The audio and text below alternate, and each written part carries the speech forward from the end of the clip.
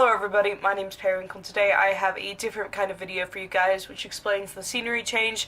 I'm at my computer and I'm going to be reviewing the top 10 moments in Macy's Thanksgiving Day Parade history.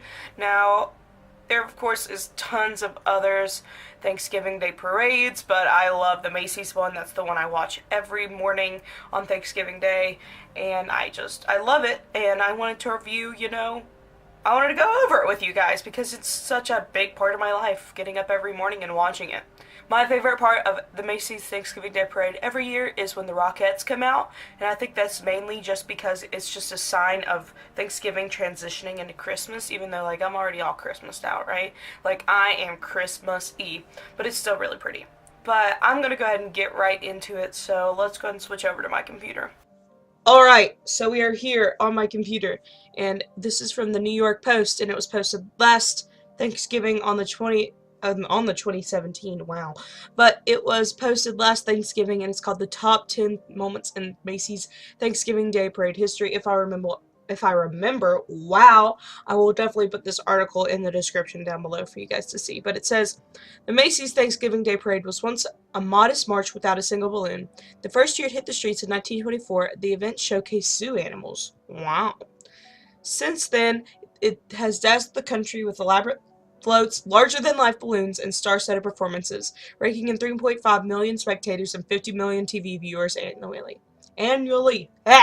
It has featured groundbreaking designs, heartfelt tributes, and jaw-dropping performances along the way, but has also seen its share of wackiness and fiascos. In honor of the nation's largest parade, which kicks off again on Thursday, here's a roundup of its 10 weirdest and most wonderful moments, according to experts and historians. This is a professional list. So the first thing we get is the Tomcat plane crash, 1932.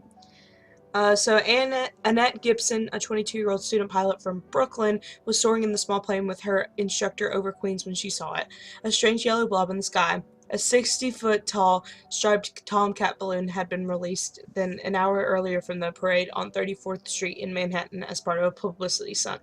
Gibson, who knew Macy's was offering a $100 reward for the return of the balloon, flew closer trying to wrangle it. Suddenly, the inflatable cat's fabric became tangled around the aircraft's left wing.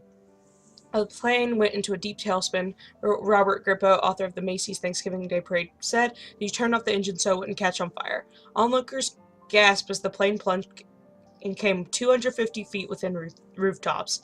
Gibson's instructor, Hugh Copeland, took controls and landed at the Floyd Bennett Field in Brooklyn. Well, that's good. They survived. After that, Macy's stopped offering awards for the balloons. Valerie Paley of the New York Historical Society said it had been a promotional gimmick, but they decided it was too dangerous.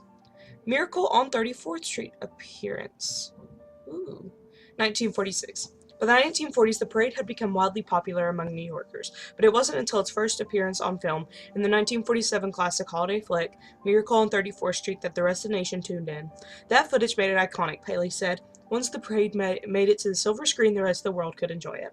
In one scene from the movie, a young Natalie Wood sits in a Manhattan apartment while a massive parade of balloons pass outside the window. Edmund Gwynn, wow, the actor who plays Santa merely waves on top of the float. He was really in the parade in 1946, Bailey said.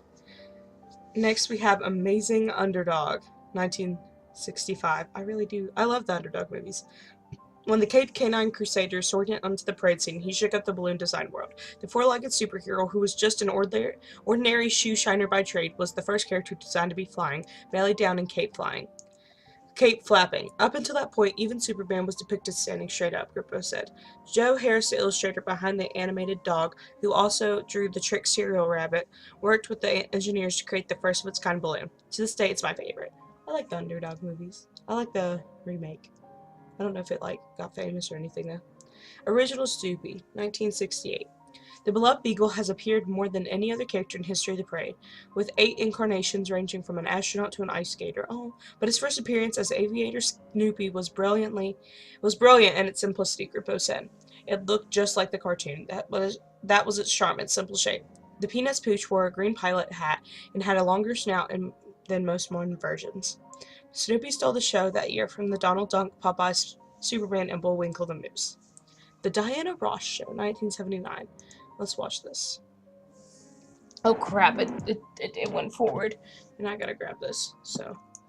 I will shut up so we can watch this together. Please don't copyright me. Please don't copyright me.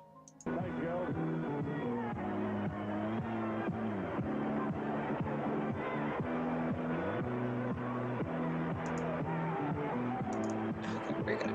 Okay, well, that's the only quality available.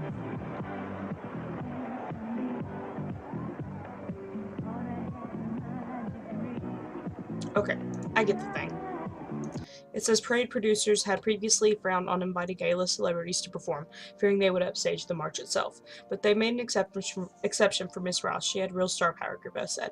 Decked out in a fur and green spandex, the 39-year-old star belted out the boss from high atop on an apple-shaped float. Oh, that was an apple. It was something nobody had seen before. She basically put on a Broadway show during the parade, Grippo said. You could see the whole street behind her dancing. Creepy Superman, 1986. The Man of Steel didn't look right. Instead of soaring triumphantly over Gotham, he appeared to be taking a nosedive. His eyes were fixed at the ground and his arms were outstretched like a slack-wristed zombie. Designers made his arms too long that year. They looked droopy and bizarre, Grupo said. At one point, the superhero's hand even fell off into the crowd, adding to the spectacle. It landed in the street, facing sideways like a handshake. It looked really freaky, the author said. 1986 was full of weird stuff. Cat in the Hat Horror, 1997. The Big Apple was blustery that year, so the parade's organizers considered sidelining the balloons. They checked the barometric pressure at 8:30 a.m., and the wind was expected to die down, but it didn't. Grupo said, midway through the parade at 72nd Street and Central Park West, the Cat in the Hat balloon slammed into a lamppost at 40 miles per hour. The collision sent metal debris raining down upon spectators and seriously injured two women, nearly killing one of them. It was a freak accident. The winds were gustling like crazy, Grupo said. The parade took a big hit that year. It got killed in the press. Twin flag. Oh, this is gonna be sad. Twin Tower flags, 2001. Weeks after the 9/11 terror attacks, some spooked performers considered pulling out of the parade, but the fear didn't stop first responders from leading the march with a tribute to the New Yorkers' resilience. Firefighters and cops carried two 54-foot flag-themed banisters, which represented the World Trade Center towers, which seen from above. It was dramatic, poignant. Paley said this was great solidarity in the city that year. That's so sad, but I love that. Oh no! The M&M balloon debacle, 2005. Another heart-stopping accident. A giant M&M balloon slammed into a lamppost on 77th Avenue at 43rd Street.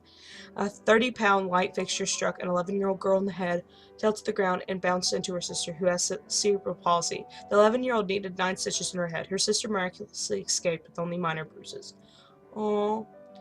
Macy's went into overdrive PR-wise, Grippo said. They bought the kids in and gave them shopping sprees. They said, we were taking care of this. Next year, Macy's gave the girls front row seats at the parade. Oh, that's so good.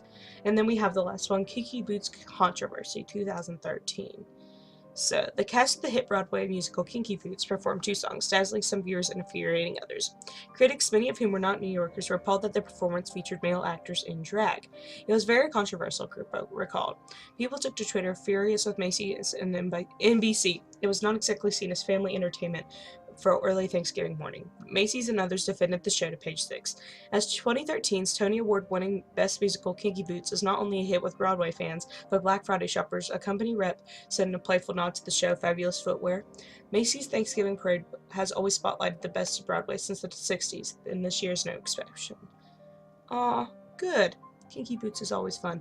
I've seen Brendan Urie play the guy, so that's fun. But yeah, that was it.